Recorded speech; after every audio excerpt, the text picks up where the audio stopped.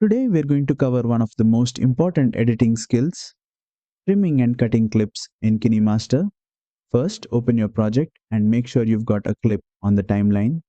Let's begin with basic trimming. Tap the clip and you'll see yellow handles on both ends. Drag the left handle inward to trim the start or the right handle inward to trim the end. This is perfect for cutting out pauses or unnecessary parts. And if you trim too much by mistake, you can always drag the handles back outward to restore the footage.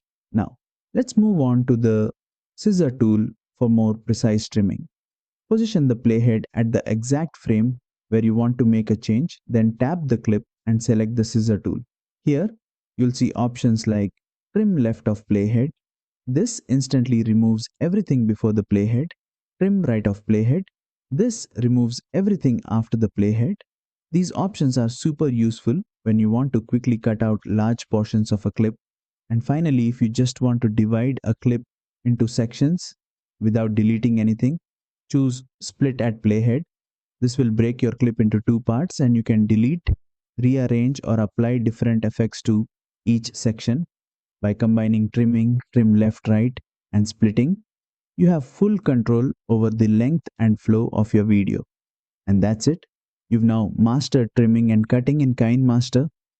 With these tools, you'll be able to edit faster and make your videos look much cleaner.